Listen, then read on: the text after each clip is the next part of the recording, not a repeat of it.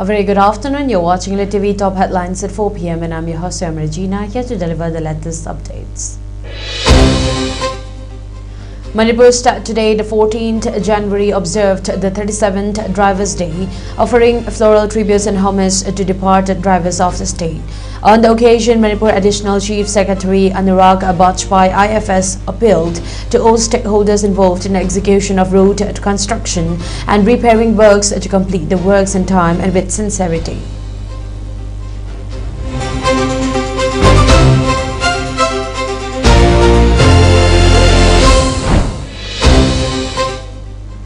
Manipur Driver Association, Highway Truck Owners Organization, Senapati District Truck Union, Senapati District Truck Owners Association, All Manipur Gorkha Truck Drivers and Owners Association today, the 14th January, jointly observed the 37th Manipur Drivers' Day at the Manipur Press Club.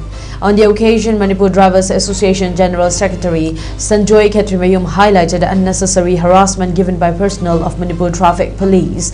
Motor vehicles opposed during daytime, while several outposts pose another hurdle to the drivers at night time.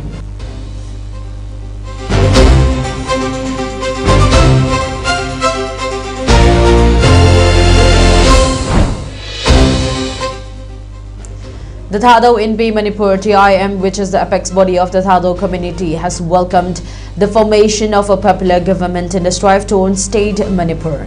A release issued by the Thado Inpi Manipur stated that the establishment of a democratically elected government is a fundamental expression of the people's will as enshrined in the Constitution of India.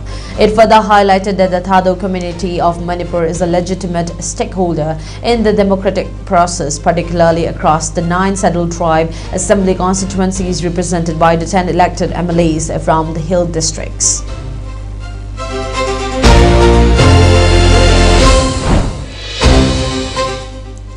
Representatives of the Suspension of Operations Sue groups, the Kuki-Jo Council and elected members of Legislative Assembly MLAs on Tuesday, January 13, adopted a set of firm resolutions demanding an expedited constitutional settlement for the Kuki-Jo people, including the creation of a union territory with legislature. The resolutions were unanimously passed during a joint meeting held in Guwahati. Against this backdrop, the Joint Forum resolved that the central government must urgently fast-track negotiations to settle the political demand for a union territory with legislature backed by robust constitutional safeguards to protect land ownership and indigenous rights.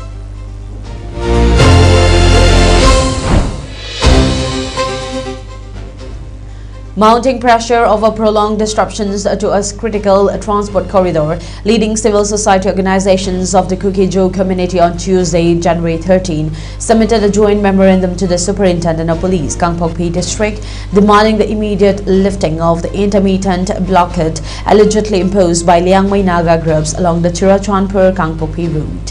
Describing the blockade as an uncaused and deliberate disruption of the only remaining lifeline connecting Kuki-Jo inhabited areas, the signatories warned that continued obstruction of free movement could trigger serious public unrest in an already volatile region.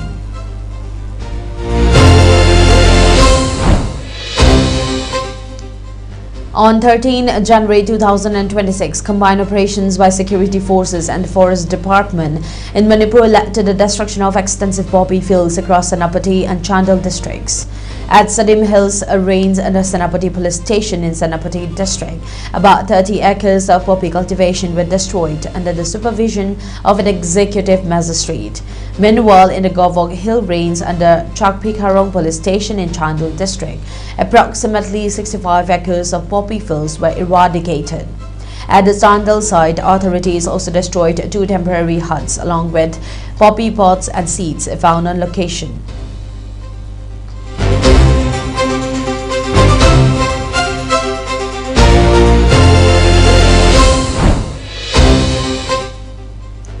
Union Minister Kiren Rijiju on Tuesday, January 13, said the alliance functions like a family and is rooted in shared commitment rather than electoral compulsions.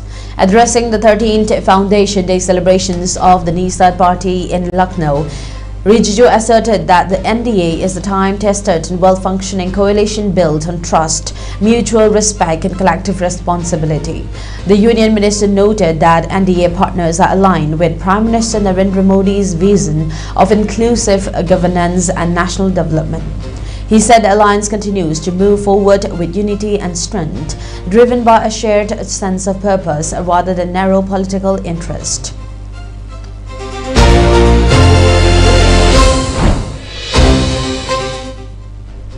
Russia launched a second major drone and missile bombardment of Ukraine in 4 days, officials said on Tuesday, the 13th January, aiming again at the power grid and apparently snubbing US-led peace efforts as the war approaches the 4-year mark. Russia fired almost 300 drones, 18 ballistic missiles and 7 cruise missiles at 8 regions overnight, Ukrainian President Volodymyr Zelensky said on social media. One strike in the northeastern Kharkiv region killed 4 people at a milk depot, and several 100,000 households were without power in the Kyiv region, Zelensky said.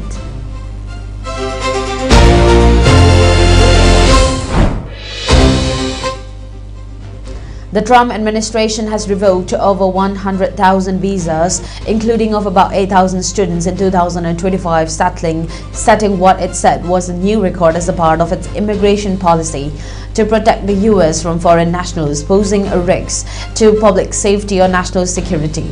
Principal Deputy Spokesperson at the State Department Tommy Pigott said the Trump administration has no higher priority than protecting American citizens and upholding American sovereignty. He added that the State Department revoked visas from thousands of foreign nationals charged or convicted with crimes including assault, theft, and driving under the influence.